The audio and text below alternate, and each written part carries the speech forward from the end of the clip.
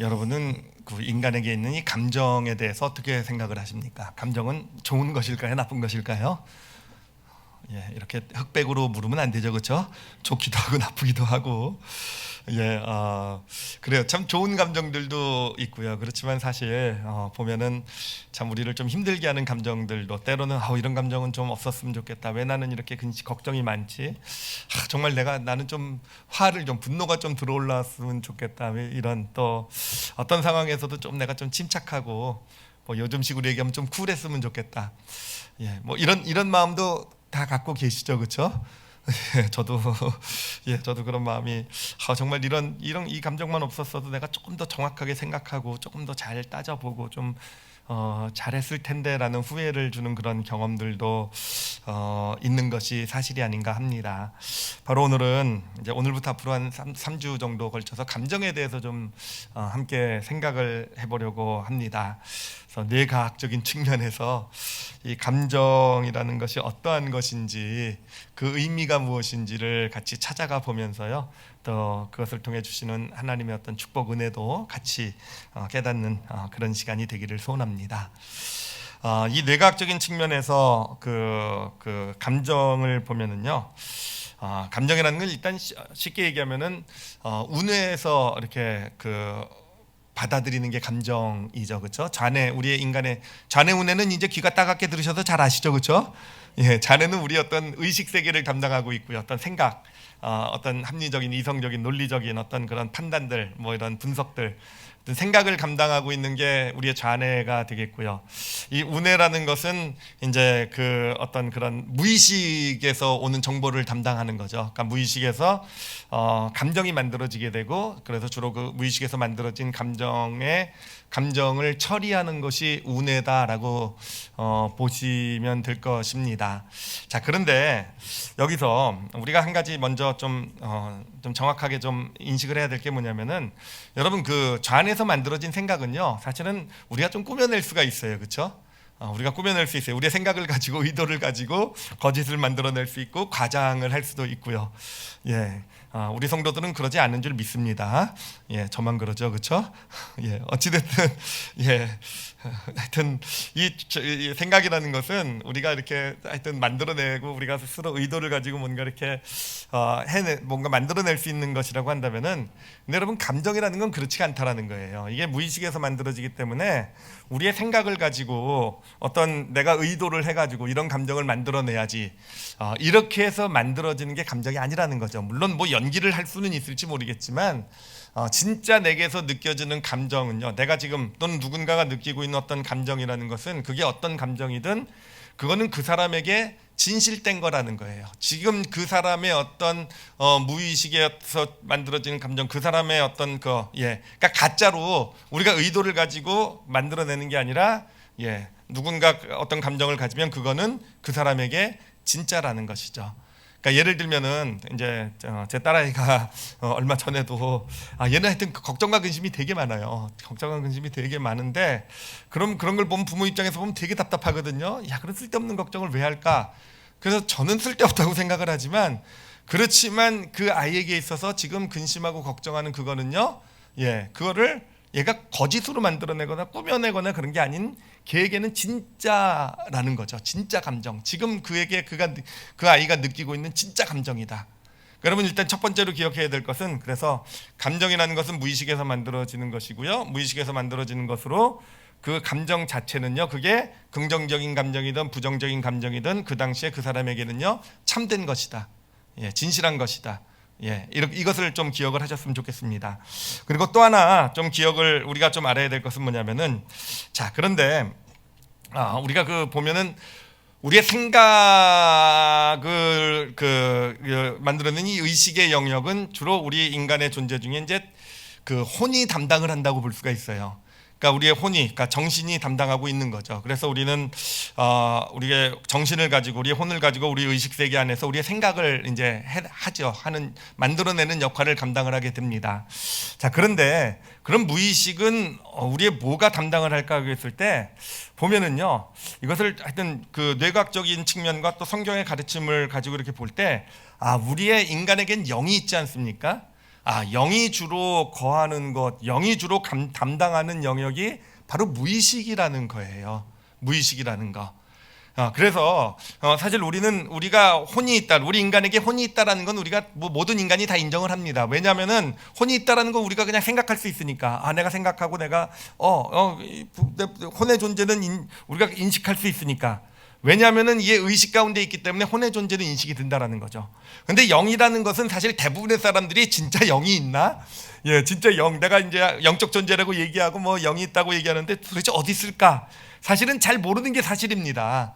그 영이 왜 모르는가라고 생각하면은 그게 바로 우리 무의식 안에서 주로 활동하기 때문에, 무의식이라는 건 우리의 의식을 통해서 알 수 없는 영역이기 때문에 영의 존재는 그래서 좀 불확실할 수밖에 없다라는 겁니다. 우리가 볼 때.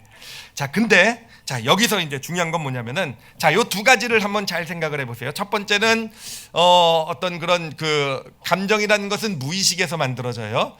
그리고 무의식에서 만들어지는 것으로 그 감정은 진실하다고 그랬어요. 그렇죠?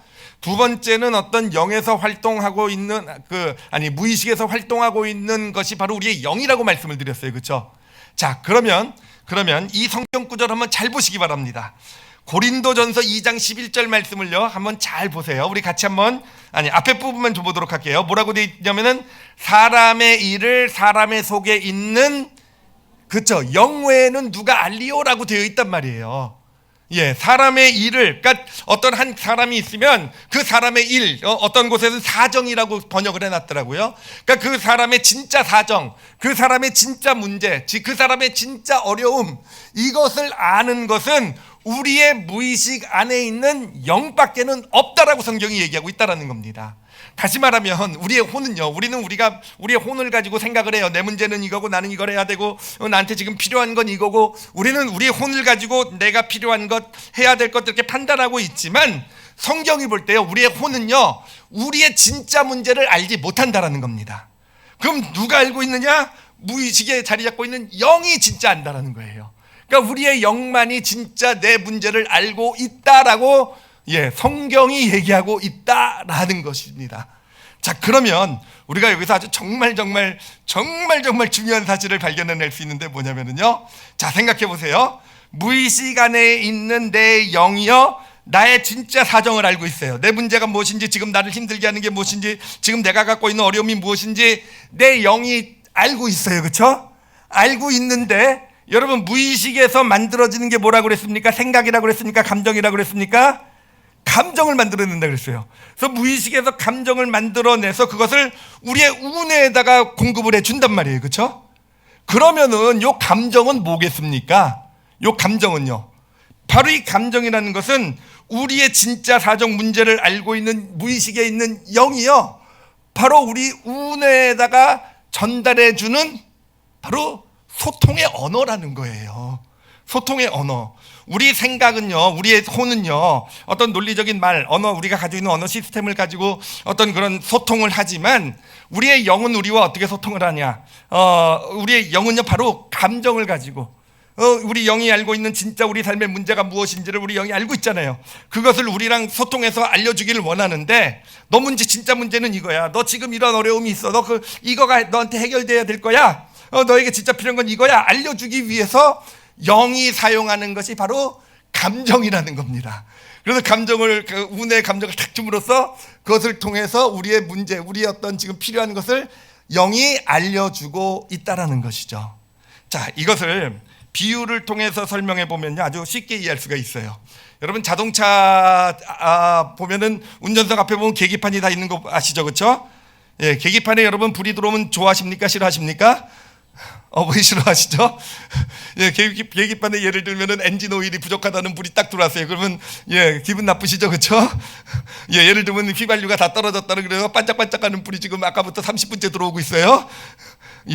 그러면 하여튼 그런 경고등이 들어온다는 걸 생각하시면 될 거예요. 근데 사실 경고등이 가리키는 건 뭐겠습니까? 엔진 오일에 경고등이 들어왔다는 건 지금 엔진 오일이요 부족하다라는 거죠, 그렇죠? 엔진 오일을 빨리 공급해 주라는 거죠, 그렇죠? 공급해 주지 않으면 이 자동차는 얼마 가다가 서버릴 거예요, 그렇죠? 그렇죠? 지금 휘발유 등이 지금 들어오고 있어요. 가스가 부족하다는 등이 들어오고 있으면 빨리, 그러니까 가스를 넣으라는 거죠, 그렇죠? 가스를 넣으면 이 불이 꺼지게 되겠죠, 그렇죠? 여러분, 감정이라는 게 바로 그런 거라는 거예요. 이런 계기판에 들어오는 경고등 같은 게 감정이라는 거예요. 어떤 불안이라든지 두려움이라든지 걱정이라든지 근심이라든지 특히 부정적인 것들 있잖아요. 분노라든지 이런 것들은요, 지금 계기판에 불이 들어온 겁니다. 자, 계기판에 불이 들어오면은요, 그게 뭘 얘기합니까? 지금 예를 들면 어떤 요 감정 자체가 중요한 거겠습니까? 아니면 감정이 지금 너 엔진에 지금 오일이 부족해라고 말한 그 오일이 부족한 게 중요한 거겠습니까? 지금 네 삶에 지금 연료가 다 떨어져 가고 있어. 연료를 공급해야 돼. 그 연료를 공급해 주는 게 중요하겠습니까? 아니면 요 불 들어온 게 중요하겠습니까? 그렇죠. 요 불 자체 보고 야, 정말 나는 빨간불이 무지 싫어. 나는 저 진짜 짜증나거든요. 예, 휘발유등 불 들어올 때마다 그냥 망치로 깨버리고 싶어요. 그렇죠? 예, 망치로 계속 꺼버리고 싶어요, 진짜. 이놈의 차는 맨날 깨쓰는 애, 뭐 이러고요. 그렇죠? 예, 그렇다고 망치로 깨버린다고 해서 문제가 해결이 됩니까? 안 되죠. 그렇죠? 어떻게 해야 됩니까? 아무리 빨간불이 반짝반짝거리는 게 짜증나더라도 주유소까지 가가지고 그 가스를 그 휘발유를 넣어야 되지 않겠습니까? 그러니까 감정이라는 것이 바로 그렇다라는 거예요. 감정이라는 것은 그냥 하나의 불이 들어온 거란 뜻이에요. 지금 내 안에 불이 들어왔는데 요 감정 자체 빨간 불이 요거 자체, 분노라는 요 감정 자체가 중요한 게 아니라 이 어떤 염려, 걱정, 어떤 불안이라는 요 감정이 중요한 게 아니라 지금 요게 가르쳐 주고 있는 뭔가 내 삶에 문제가 있어요. 그렇죠? 그 문제가 뭔지를 알고 그것을 해결해 주는 것이 중요하다라는 것입니다. 자, 이것을 이제 잘 보여주는 예가요, 바로 오늘 우리가 함께 나눈 이 다윗과 나발 사건입니다. 이 사건을 먼저 좀 간략하게 좀 설명을 해드리면요, 이제 다윗이 이제 사울 왕에게 쫓긴 지도 이제 이미 오래가 됐어요. 이미 한참 잘 나갔죠. 왕으로 기름 부음도 받고 막 골리앗도 물리치고 왕의 사위까지 됐다가 자기 인생 잘 되는 줄 알았는데 갑자기 그냥 왕이 죽여라 그래가지고 그냥 도망자의 신세가 돼가지고 지금 벌써 10년 가까이나 막 쫓겨다니고 있는 그런 상황입니다.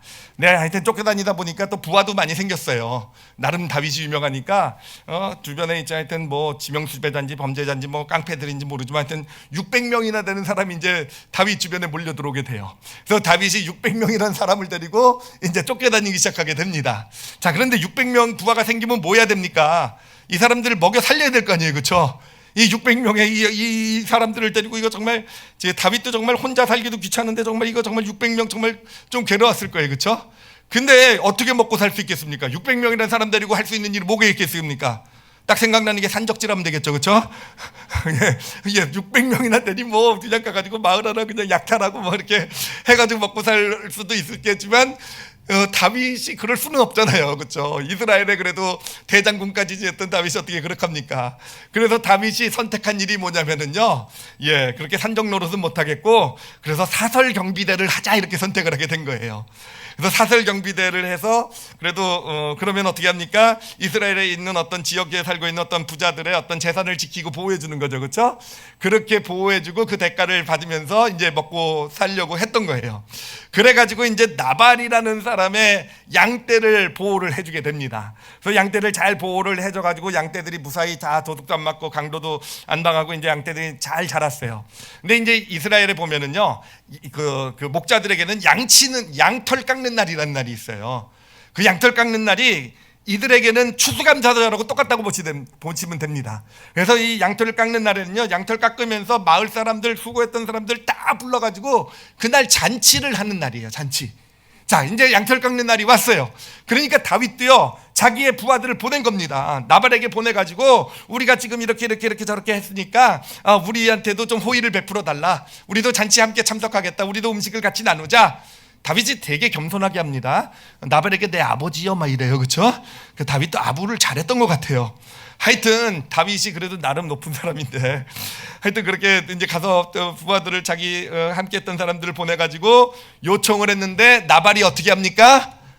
나발이요? 저는 이때 이런 표현을 써요. 나발이요? 나발거렸다 이렇게 생각해요. 나발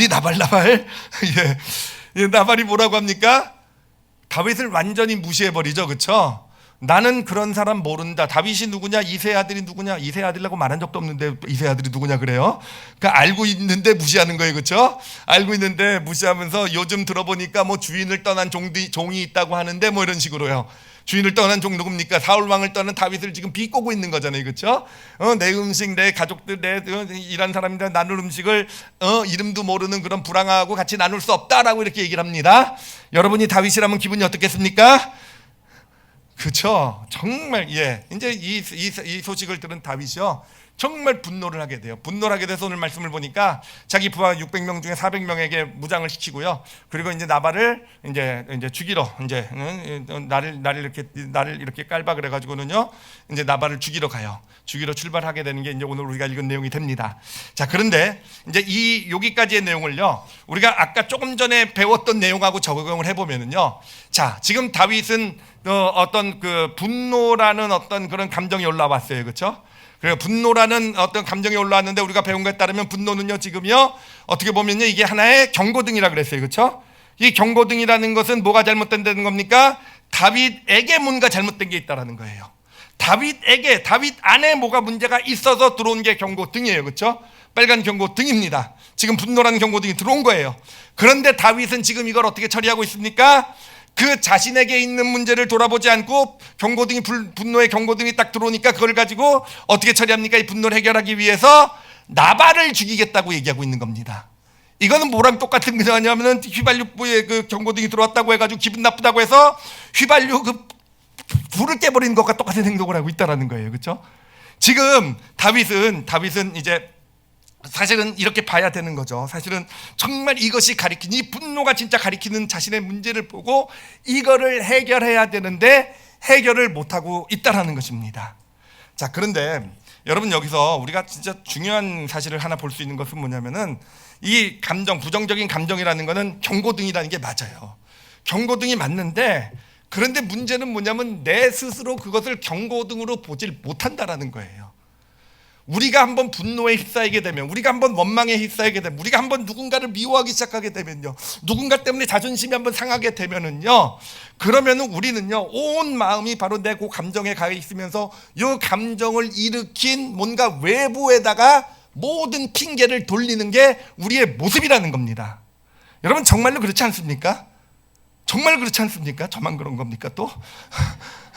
우리의 모습이 그런 거잖아요. 우리의 모습. 이게 뇌과학적으로 얘기하면 우리가 지난 시간에 배웠던 이게 바로 전전두피질의 와해라는 거예요.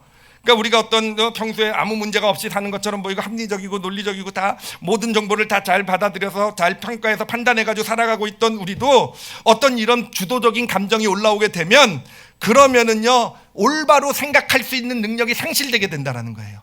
그리고 이 감정을 주고 있는 어떤 그것을 강화시키는 쪽으로만 생각이 가게 돼요. 정보도요, 그것을 강화시키는 쪽으로만 정보를 모으게 돼요. 지금 어떤 사람, 이 사람의 문제가 여기 딱 어떤 문제를 딱 보게 되면요, 그래가지고 이 사람 때는 되게 열받잖아요. 되게 열받잖아요. 그 제 입에서 딱 나온 소리가 뭔지 아십니까? 이거 또 그러시면 어떡하십니까? 해요. 그렇죠? 그러니까 정보가 딱 이 사람이 예전에 했던 것들이 정보가 짝짝짝짝 뜨게 되는 거예요. 그 전에 했던 이 사람이 그래도 변하려고 노력하고 막 이런 것이 생각하기보다는 제 딸에 대한 얘기예요. 변하려고 했다기보다는 야 너는 원래 그렇게 근심이 많고 너 원래 그렇게 걱정이 많고 야 너 좀 이제 좀 근심이 많고 걱정하지. 너 예전에도 그랬잖아. 너 벌써 10년째 못 고치고 있잖아. 그러니까요 이게 와해가 되게 되면은요 내가 지금 와해를 준 감정을 강화시키는 쪽으로만, 그것에 대해서 내가 지금 와해하고 있는 이 감정을 정당화시키는 쪽으로만 우리의 사고가, 우리의 마음이 돌아가게 된다는 겁니다. 그래서 이 감정이라는 것이 경고등인 건 맞아요. 경고등인 건 맞는데, 그런데 문제는 뭐냐면은 내 스스로가 그 경고등으로 보는 게 진짜 힘들다라는 거예요. 정말 다윗도 못 보잖아요. 다윗도 못 보고 이 어떤 그런 경고등이, 분노라는 경고등이 딱 들어왔을 때 그냥 그 분노를 줬다고 생각하는 나발을 향해서 그냥 쏟아붓고 있는 다윗도 그러잖아요, 그렇죠? 다윗도 그러잖아요. 그게 바로 우리의 모습이라는 겁니다. 그럼 이 경고등은 왜 준 것일까? 왜 우리에게 경고등이 들어온 것일까라고 했을 때, 여러분 그것은요, 물론 우리 자신으로 하여금 경고등으로 받으라는 의미도 있지만, 지금 너한테 뭔가 문제가 있다는 걸 알려주는 사인이 되기도 하지만, 그래서 그 경고등을 우리가 경고등으로 보면 참 좋겠지만 그에 못지않게 중요한 건 뭐냐면요, 그 감정이라는 경고등은요, 내 주변에 있는 누구에겐가 도움을 청하는 SOS 사인이라는 겁니다. SOS 사인이라는 거예요.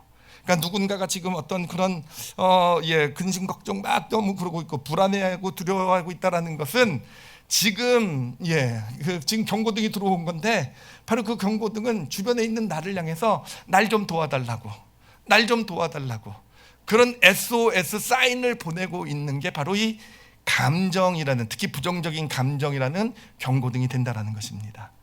이것을 정말로 잘 처리한 인물이 누구냐면은 오늘 말씀에 나오는 아비가일이라는 여인이에요. 아비가일이라는 여인을 보면은요, 진짜 어떻게 다윗의 어떤 그 분노의 문제를 어떻게 아비가일이 처리하는지를요, 우리 한번 이렇게 같이 따져서 살펴보도록 하겠습니다. 자, 보면은요, 오늘 말씀을 보면 사무엘상 25장 22절 다시 한번 보세요. 이게 지금 다윗의 상황인데 다윗이 얼마나 분노했는지, 그리고 분노 가운데 그의 전전두삐질이 지금 마음이 와해된 모습을 한번 살펴보세요. 우리 같이 한번 읽도록 하겠습니다. 읽겠습니다. 시작. 내가 그에게 속한 모든 남자 가운데 한 사람이라도 아침까지 남겨두면 하나님은 다윗에게 벌을 내리시고 또 내리시기를 원하노라 하였더라. 뭡니까? 다 죽여버리겠다는 뜻이잖아요, 그렇죠? 반드시 죽여버리겠다는 뜻이잖아요, 그렇죠? 정말 내가 한 사람이라도, 그 나발 가정에 한 사람이라도 남겨두면 하나님이 날 벌 내리시고 또 내리실 거다. 그건 뭡니까? 지금 이 분노, 이건 내가 이거 참을 수 없다 이거죠. 이 문제는 정말 네가 나를 무시한 거, 나발 같은 존재가 나를 무시한 이 문제는 이건 도저히 용납된 문제가 아니다. 지금 다윗은요, 어떤 그 분노라는 감정을요 지금 강화시키고요, 더 합리화시키고, 그래서 지금 자기가 해야 할 행동에 대해서 그것을 더 그쪽 방향으로 몰고 나가고 있는 지금 그런 상황. 다윗의 모습을 보게 됩니다, 그렇죠? 익숙하죠? 어디서 많이 본 모습이죠, 그렇죠? 어디서 많이 봤어요. 우리 스스로는 잘 못 보겠지만, 진짜 뚜껑 열리고 열받고 이런 분들 보면은요, 이런 다윗의 모습이 참 우리 주변에서 많이 보여요, 그렇죠? 자, 이런 모습으로 지금 다윗이 이제 오고 지금 죽이려고 부하들이 끌고 내려가고 있어요. 근데 그 소식을 들은 사람이 누구냐면은 나발의 아내 아비가일이에요.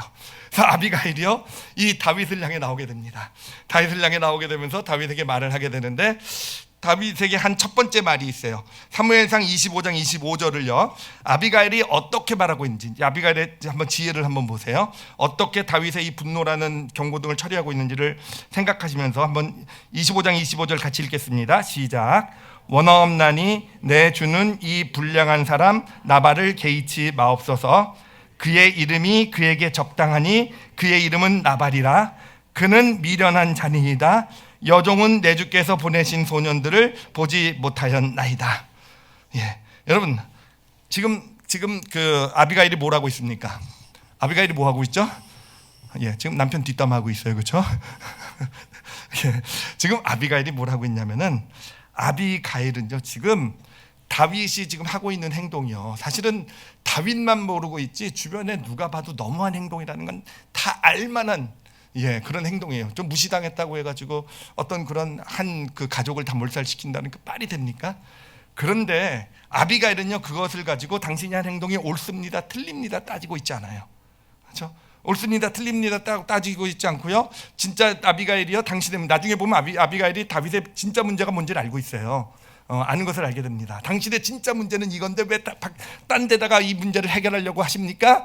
이렇게 좌뇌적인 논리를 가지고 지금 다윗에게 가가지고 옳고 그름을 얘기해주고 있지 않다라는 겁니다. 맞는 말을 해주고 있지 않다라는 거예요. 지금 다윗에게 해주고 있는 것이 무엇입니까? 다윗의 그 분노라는 이 감정을요, 인정해주고 있는 거예요. 인정해주고 있는 거잖아요. 그래, 어떻게 보면 다윗도 분노하면서 나발을 죽이겠다 가고 있지만 마음 한구석에서는요, 어떤 뭐 꺼리낌이나 있는 게 있을 수도 있을 거예요. 근데 오히려 이 아비가일이라는 한 여인이 나타나더니, 맞아요, 그 사람 그렇게 미련한 사람이에요. 정말 그 사람이요, 그렇게 그 이름 따라, 여러분 이름이 진짜 좋으셔야 돼요. 그죠? 나발, 그렇죠? 지금 나발 된 겁니다. 뭐 이런 거 아니겠습니까? 그 사람 미련한 사람이에요. 당신에게 그렇게 대한 건 잘못한 거고, 당신이 지금 분노하고 있는 게 너무 당연합니다라고요, 그 감정을 인정해주고 있다라는 것입니다. 여러분, 이 인정을 해주는 게 정말 정말 중요해요. 사실 이게 생각한 것보다요, 우리가 저도 이 말씀을 준비하면서 이게 우리가 그 사람의 감정을 인정해 주는 게 이게 엄청 중요한 일이라는 걸 깨닫게 되었어요. 왜냐하면은 일단요, 첫 번째로요, 만약에 이 감정의 옳고 그름을 가지고 다윗에게 가가지고 당신이 한 일이 틀렸습니다라고 얘기한다고 해가지고 다윗이 돌이켰을까라는 겁니다. 그래, 생각해보니까 내가 잘못됐네, 내가 잘못 생각했네, 돌이켰을까? 아니요. 아마 더 노발대발. 지금 하나님이 나를, 다윗을 벌 주시고 벌 주시리라, 내가 만약에 한 명이라도 남겨두면 지금 그런 상태인데 거기에 옳고 그름을 따진다고 해서 다윗이 바뀔 것 같습니까? 그저 바뀌지 않았을 거예요. 그런데 자, 또 중요한 건 뭐냐면은요, 지금 아비가일은요, 좌뇌로 다가가고 있는 것이 아니에요.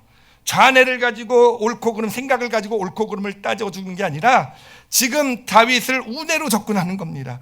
우뇌로 접근해서 지금 다윗이 지금 느끼고 있는 이 감정을 인정해 주는 거예요. 인정해 주는 겁니다. 자, 근데요, 그 감정을 지금 뭐 옳고 그름 따지기 전에 인정을 해주게 되는데 이게 정말 놀라운 일이 되는 이유가 있는데, 그게 뭐냐면은, 여러분, 좌뇌는 나와 너를 구분해서 봐요, 늘. 그렇기 때문에 누군가에게 뭘 해줄 때요, 나와 너는 달라요. 그리고 너라는 사람을 객관화시켜서 너의 옳고 그름을 얘기해 주는 게 우리의 생각입니다. 우리의 이성이에요. 우리의 좌뇌입니다. 그래서 좌뇌를 가지고 누군가에게 무엇을 얘기할 때 나는 나고 너는 너가 돼요. 그런데 우뇌를 가지고요, 그 사람의 아픔, 사실은 자기가 봐도 좀 심각한 것 같고 저렇게까지 해서는 안 되는 것 같고 왜 꼭 저럴까라는 마음이 들어도 그래도 저 사람의 마음을 이해해 주기를 원하고, 그래서 그 사람의 마음을 인정해 주기 시작하게 될 때 뭐가 이루어지게 되냐면은 우뇌는요, 너와 내가 아니라 우리예요. 우리. 모든 건 너와 나의 구분이 없는 뇌가 우뇌입니다.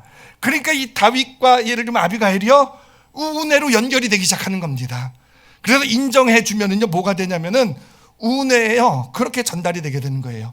나 너와 소통하고 싶다라는 그런 그런 말이, 그런 뜻이 전달이 되게 되는 겁니다.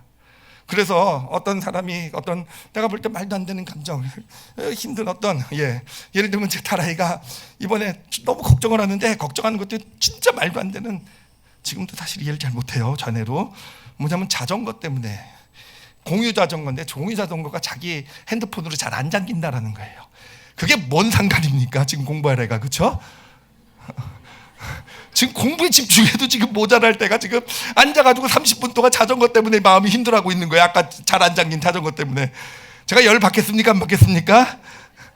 예, 받죠, 그렇죠. 그래서 그걸 가지고 따지면은요, 그럼 얘가 앞으로 걱정 안 하고 자전거 때문에 고민 안 하겠습니까? 제가 그래서 막 혼내고 따졌어요. 너 자전거가 중요하냐, 지금 공부가 중요하냐 그랬더니 막 좀 찔찔짜면서 뭐 이러는데요. 그리고 나서 찔찔짜고 나서 또 조금 있다 보니까 또 자전거 걱정 계속하고 있어요. 내일도 안 잠기면 어떡하지? 와, 정말 돌아가시겠더라고요. 근데요, 여러분, 참 신기한 게 그게요, 그런 상황에서 저는 자네는 이해는 안 되지만 그 딸아이의 그 걱정 근심을, 제가 또 말씀을 준비하고 있었잖아요, 그렇죠? 하나님이 참 재밌으신 분이세요. 그 인정을 해주기 시작하게 돼요. 인정을 해주게 되니까 이 아이하고요, 그러니까 이게 의식적으로 자네를 통해서 너 나랑 소통하자, 너랑 대화 좀 하자, 이렇게 하면 대화가 안 되더라고요. 그런데 그 감정을 이해해 주니까 소통이 되기 시작하는 거예요. 그러니까 누군가의 어떤 감정을 인정해 주는 것은요, 바로 나 너와 진짜 소통하고 싶어라는 그런 의사 전달이 되더라고요. 우뇌끼리의 어떤 그런 소통이 되더라고요. 그리고요, 자, 우뇌끼리 소통이 되고요, 그 다음에 또 하나 진짜 놀라운 것은 뭐냐면요, 아까 말씀드렸듯이 우뇌는 나와 너로 구별하지 않고 우리로 본다 그랬잖아요.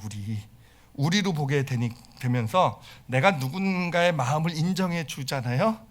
인정해 주기 시작하게 되면, 인정을 하게 되면은요, 어느샌가 그 사람, 그 감정, 조금 전까지 내 머리로는, 내 좌뇌로는 이해하지 못했던 그 감정의 어떤 진짜 문제를요, 알게 된다라는 거예요. 깨달을 수 있게 된다는 거예요. 얘가 왜 그렇게 근심하고 그 문제 때문에 왜 이렇게 힘들어하는지, 얘 안에 있는 진짜, 얘는 지금 자전거가 문제라고 생각하고 있지만 진짜 가지고 있는 내면의 문제, 아픔, 이것이요, 어느샌가 이 아이의 감정을 인정해 주면서, 그러면서 그것을 알게 된다는 거예요. 그것을 알게 된다는 거. 얘한테 지금, 그러니까 어떻게 됩니까? 그렇게 되니까 진짜 도움을 줄 수 있는 그런 아빠가 되는 거더라고요. 제가 요즘은 아내애도 많이 들고 있는데요. 아내와의 관계도 그래요. 옛날에 어떤 아내의 어떤 말이나 행동을 보면 제가 이제 모습을 보면은 이제 옳고 그름을 가지고 늘 따졌을 때는요, 진짜 해결이 안 되더라고요. 제가 옳고 그름을 가지고 이건 당신이 잘못, 요즘 그런 얘기 하기도 겁나요. 오히려 더 화내니까. 예. 그러니까요, 옳고 그름, 분명히 나는 옳고 그름 이게 맞는 얘기인 것 같아서 조심스럽게 해줘도요, 이게 정말 해결이 되면 좋은데, 근데 요즘 경험하고 있는 게 뭐냐면, 이렇게 어떤 모습을 보면 요즘도 확 올라와서 이게 오지만, 그거보다는 운해로 뭔가 왜 지금 저런 모습일까를 그 마음을 인정하려고 노력하기 시작하게 되면서요, 예전처럼 그런 것이 3차 대전으로 번져가질 않더라고요. 3차 대전으로 번져가지 않고 그래도 대화가 되고 그래도 뭔가 어떤 그런 여러분 무슨 얘기인지 아시겠죠? 정말 누군가의 감정을 인정한다는 건 정말 정말 중요한 게 돼요. 아무리 우리 자네로 생각할 때 그게 잘못됐고 틀리고 지금 문제가 있고 저렇게 해서는 안 된다고 생각을 해도 아니요, 그건 자네적인 접근이고요. 우리의 운해로 접근한다는 게 바로 인정이에요. 그 감정을 내가 인정하려고 노력하고 받아들여주고 이해해 주려고 노력하고, 그래서 그렇게 노력하는 가운데 인정해 주게 될 때 바로 진짜 소통이 시작하게 되는 거고요. 소통의 문이 열리게 되는 것이고요. 그리고 그것이 결국은요, 그 사람의 진짜 문제까지 알고 그 SOS에 대한 도움을 줄 수 있는 그런 존재가 되어져 간다는 거예요. 바로 아비가일이 보여줬던 게 그겁니다. 아비가일이요, 그렇게 다윗의 감정을 당신이 옳습니다, 당신이 맞습니다, 분노하는 게 당연합니다 인정을 하게 되면서 아비가일이요, 정말 놀랍게도 진짜 아무도 짐작도 못했던, 사실은 말씀을 읽으면서도 저도 짐작도 못하고 사실은 어느 주석서를 보고 어딜 봐도 그렇게 짐작도 못했던 진짜 다윗의 아픔을, 그 문제를요, 아비가일이요 해결해줘요. 자, 그 해결해주는 내용을 우리가 같이 보도록 할게요. 원래 요 26절부터 28절까지 아비가일의 말에 나와 있는데 다 읽진 않겠고 28절만 좀 보도록 할게요. 28절에도 충분히 우리가 여기서 볼 수 있기 때문에 28절 한번 아비가일의 말입니다. 같이 한번 읽도록 하겠습니다. 시작. 주의 여종의 허물을 용서하여 주옵소서. 여호와께서 반드시 내 주를 위하여 든든한 집을 세우리니 이는 내 주께서 여호와의 싸움을 싸우시며 내 주의 일생에 내 주에게서 악한 일을 찾을 수 없음이니이다. 여러분, 이게요 다윗에겐 해결이 돼요. 이게 다윗의 진짜 문제를 해결시켜줘요. 왜 그런지 아십니까? 여러분, 다윗의 진짜 문제가 뭐였는지 아십니까? 다윗의 진짜 문제는요, 사실은 나발이 아니에요. 나발이 아니라 지금 자신 마음 가운데 있는 불안이었어요. 두려움이었어요. 지금 그래도 아까 말씀드렸잖아요. 잘 나갔잖아요. 하나님으로부터 왕으로 세우시겠다는 기름 부음도 받았고요, 그렇죠? 왕으로서 기름 부음도 받았고 골리앗도 물리치고 왕의 사위도 되면서 자신의 어떤 하나님, 이 이스라엘이라는 나라의 어떤 하나님께서 자신에게 주신 집이잖아요. 다윗의 집이잖아요, 그렇죠? 어떤 이 이스라엘의 왕이 되어서 정말 이 나라를 강력하게 하나님 나라로 세워가는 어떤 그런 꿈과 희망을 가지고 살아왔는데, 그런데 쫓기는 신자가 되었어요. 근데 처음 쫓길 때는 그래도 하나님을 신뢰하면서 믿으면서 이 꿈을 가지고 내가 이런 고난을 잘 통과해서 정말 하나님이 원하시는 그릇이 되어서, 그래서 내가 정말 하나님께서 맡겨주신 이 나라를 정말 잘 세우겠다라는 꿈을 가지고 갔는데, 여러분 생각해 보세요. 그 세월이 5년이 되고 7년이 되고 8년이 되고 지금 10년이 넘어가고 있어요. 여러분, 다윗의 마음이 어떻겠습니까? 그래요. 처음에는 꿈 가지고 소망 가지고 견뎌왔지만 어느샌가 지금 뭐하고 있어요? 지금 600명이나 되는 부하를 데리고, 근데 다들 불황한 집단이에요. 정말 손가락질하는 그런 사람들 모임이에요. 그 걔네들이나 돌보고 있으면서 그들과 같이 지금 하고 있는 게 뭡니까? 예전에는 전쟁터를 누리면서 이스라엘의 총사령관으로 정말 블레셋을 물리치고 이 매적들을 물리치고 이름을 날렸던 다윗이 지금은 사설 경비대나 하고 있는 거예요. 지금요, 사설 경비대나 하면서 그것으로 겨우 그냥 사람들에게 그것으로 음식 얻어가지고 이 먹이면서 살아가고 있는 이런 신세라는 것이죠. 다윗의 마음이 어떻겠어요?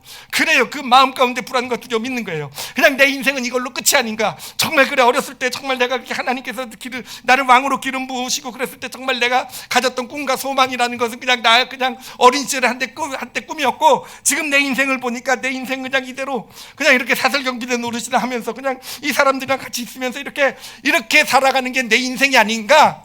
다윗이 가지고 있었던 진짜 마음의 두려움, 마음의 아픔이었단 말이에요. 근데 그거를 누가 자극한 겁니까? 나발이 자극한 거예요. 나발이요. 나발이 그 자체가 문제가 아니에요. 나발이 다윗을 무시했다고 해서, 만약에 다윗이 대장군이었을 때 나발이 무시했어 봐요, 아마 콧방귀도 안 꼈을 거예요. 그렇죠? 근데 그런 상황, 그런 마음의 아픔과 고통이 있는 상황에서 나발이 자기를 무시하는 그 모습을 봤을 때, 바로 이게 우리 다윗 안에 있는 영이요, 바로 이 문제를 알려주기 위해서 이 분노라는 감정을 만들어낸 것이다라고 뇌과학적으로 볼 수 있다라는 것이죠. 자, 그런 다윗의 사정을요 어떻게 알았는지 아비가일은 안 거예요. 참 지혜로운 여인이죠, 그렇죠? 근데 아까도 말씀드렸던 것처럼 어떻게 알았는지 알 것 같아요. 다윗의 마음을 인정해주면서. 다윗의 어떤 자신도, 아비가일도 처음부터 알았을 것 같지 않아요. 근데 다윗이 쳐들어온다고 하니까 급하게 나가가지고 자기 남편을 알기 때문에, 자기 남편이 얼마나 무도한 자인지 알기 때문에 가서 다윗의 어떤 그래도 그 마음을 인정해주고 존중해줬으면서 아비가일도 다윗의 진짜 아픔, 진짜 문제를 보게 된 것 같아요. 그러면서 얘기해 준 겁니다. 뭐라고 얘기합니까? 여호와께서 반드시 내 주를 위해서 든든한 집을 세우실 것입니다. 하나님께서 세우시는 다윗을 위한 집은 뭡니까? 이 나라죠, 그렇죠? 하나님께서는 이 나라, 당신에게 주신 당신의 집, 당신의 이 나라를 지금도 든든히 세워가고 계십니다. 그리고 당신의 인생을 보십시오. 하나님의 택함을 받은 자로서 정말 내 주께서는요 늘 여호와의 싸움을 싸우시니, 당신은 늘 여호와의 싸움을 싸운 사람이고 한 번도 어떤 악한 일을 하지 않은 사람이 바로 당신입니다. 그런 사람이 당신이에요. 그래요. 다윗 안에 있는 이 아픔의 문제를요 정확하게 짚어준 겁니다. 정확하게 짚어준 거예요. 다윗이 이 말을 듣더니요 이 말을 듣고요 분노가 사라진 겁니다. 당연히 분노가 사라졌죠. 경고등은 사라졌죠. 왜냐하면 이 문제가 해결이 되었으니까. 자신 안에 가지고 있었던 이 불안, 자신의 인생은 이걸로 끝일지도 모른다라는 그런 두려움, 이것이 한 여인의 입술을 통해서 하나님께서 얘기해 주신 걸로 들은 거 아니겠습니까?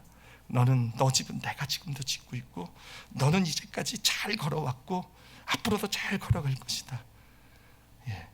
이 문제가 해결이 된 거예요. 그 다음에 다윗이 어떻게 됐겠습니까?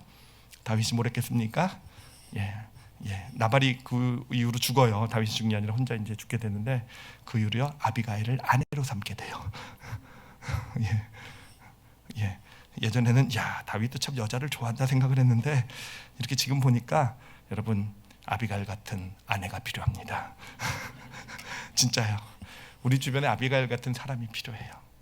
그렇죠? 이 감정의 어떤, 우리 영의 어떤 신호, 감정이라는 거는 신호, 우리 스스로는 해결할 수 없는, 우리 스스로는 사실은 신호라고 알아도 사실은 그 감정에 휩싸였을 때는 정말 어떻게 망가질 수밖에 없는 일이, 만약에 다윗이 정말 나발을 죽였으면 어떻게 되겠습니까? 나발을 죽였으면요 그의 그 문제가 해결된 게 아니라 그 문제는 그대로 남아 있는 거예요, 그렇죠? 그리고 나발을 죽임으로써 진짜 자기의 걱정과 두려움이요 현실이 됐을 거예요. 다윗이 드디어 선량한 사람, 일반 백성 나발을 죽였다. 그럼 꿈도 끝이죠. 이스라엘 왕으로서의 길도 끝인 거예요, 그렇죠?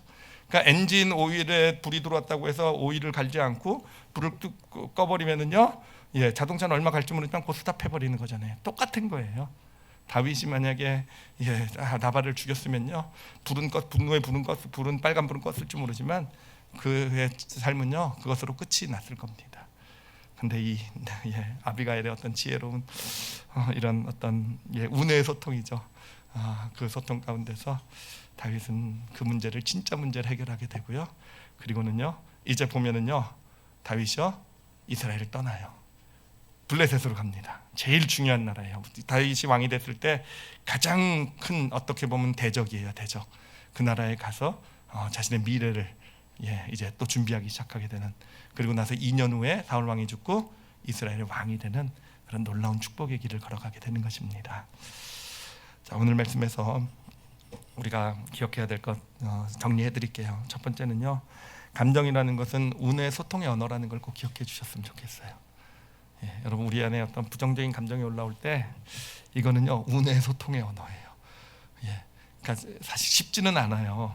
우린 자꾸 뭐 너무 당연하죠. 바깥에서 원인을 찾고 우리는 그 경고등을 두들겨서 깨려고 해요. 자꾸 이 경고등만 깨면 문제가 사라지듯이 그게 우리의 모습이지만 그래도 오늘 말씀을 통해서 꼭 좀 기억했으면 좋겠어요. 그리고 스스로를 좀 훈련하셨으면 좋겠어요. 이걸 경고등으로 받을 줄 아는, 이 지금 경고등이 들어오는 어떤 바깥의 어떤 그런 게 진짜 문제가 아니라 내 안에 진짜 문제가 있다는 것을 돌아보실 줄 아시는 저와 여러분이 되시기를, 그렇게 훈련 스스로 하시기를 예수님의 이름으로 축원합니다. 그리고 두 번째로 우리가 정말 꼭 기억해야 될 것은 누군가의 아비가일이 되어주는 거 오늘 적용 제목으로 받으셨으면 좋겠어요. 여러분, 누군가의 아비가일이 되어주는 거. 근데 누군가의 아비가일이 되어주기 위해서는 가장 중요한 게요, 특히 감정의 문제에 있어서 좌뇌로 소통하는 게 아니라 어디로 소통하라고요? 우뇌로 소통하는 거. 우뇌로 소통한다는 건 뭐겠습니까? 아무리 좌뇌가 이해가 안 되고 말이 안 되고 좀 지나치다고 보여도요, 아니요, 그 감정을 이해해 주려고 노력하고 받아주려고 노력하고 그것을 인정해 줄 아는, 그것이 바로 우뇌의 소통이 된다는 거. 그래서 우뇌의 소통의 그 놀라운 축복을 우리가 함께 누리길 원합니다. 그래서 그렇게 우뇌의 소통이 될 때 진짜 소통의 문이 열리게 되고, 진짜 그 사람의 가지고 있는 내 자녀의, 내 남편의, 내 아내의, 또 나에게 맡겨준 누군가의 진짜 문제를 아비가일이 그랬듯이요, 그것을 만져주고 처리할 줄 아는 그런 믿음의 그런 놀라운 그런 축복의 사람이 되어져 갈 것입니다. 여러분 어떻습니까? 아비가일, 이제 우리 성도 이름 다 아비가일로 바꿀까요? 예, 아비가일이 되어주세요. 가서 오늘 집에 가면서 서로 손가락 재면서 내 아비가일이 돼 이렇게 하지 마시고 예, 아비가일처럼 좀 해봐 이러지 마시고 내가 아비가일이 되는, 그렇죠? 예, 정말 그랬으면 좋겠어요. 부부도 그렇고 자녀에게도요, 아비가일 같은 부모가 좀 되어줬으면 좋겠고요.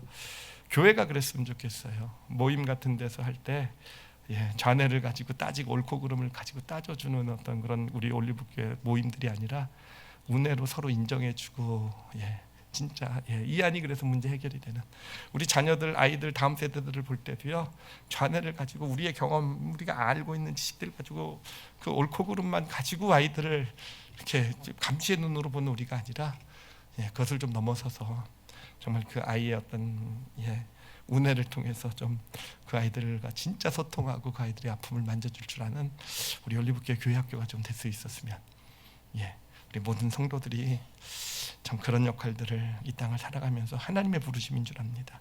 누군가의 아비가일의 역할을 잘 감당해 주시는 저와 여러분이 되시기를 예수님의 이름으로 축원합니다.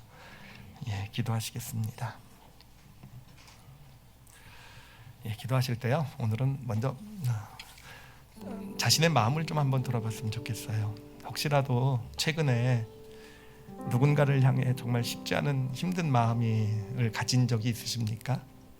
무엇 때문에 또는 누구 때문에 좀 마음이 힘들고 어렵고 좀 좋지 않은 감정들이 올라오고, 그래서 우리 실수도 했었을지도 몰라요. 말이나 하지 말았어야 될 말이나 행동을 했었을지도 몰라요. 그렇죠? 그런 자신을 좀 돌아봤으면 좋겠어요. 그리고 그것이요, 그 사람의 문제가 아니라 진짜 내 영이 나에게 알려주길 원하는 내 안에 문제가 있는 것이라고 우리가 인정을 좀 했으면 좋겠어요. 하나님께 좀 도움을 구했으면 좋겠어요. 하나님, 내가 이렇게 분노가 올라오는데, 내가 이렇게 원망이 올라오고 자꾸 저 사람 미워하고 보기 싫고, 하나님 내 문제가 무엇입니까? 라고요. 한번 그렇게 물어봐봤으면 좋겠어요. 최소한요, 그거 그렇게 인정해드렸으면 좋겠어요. 그리고 또 기도하실 때 두 번째로는 나눴던 것처럼 누군가의 아비가일이 되어줄지에 대해서 좀 구체적으로 이렇게 좀 하나님께 고백드렸으면 좋겠어요. 그리고 혹시 지금 주변에 좀 힘들어하고 있는 가족이나 이웃들이 있다고 한다면 마음으로부터 인정해드리는 그런 고백을 좀 해보세요. 그들의 마음을, 힘들어하고 있는 것을 좌뇌로 따지지 않고 좀 인정해 주겠습니다라는 그런 고백을 좀 하나님 앞에 드렸으면 좋겠습니다. 우리 다 같이 오늘 말씀 놓고요, 자신을 위해서 함께 잠시 통성으로 기도하시겠습니다.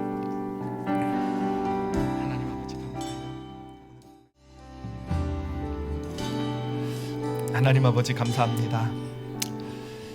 당신이 늘 우리를 옳고 그름으로 재단하시지 않고 하나님 당신이 먼저 우리 마음을 인정해 주시는 그런 하나님이심을 우리가 경험하기를 원합니다.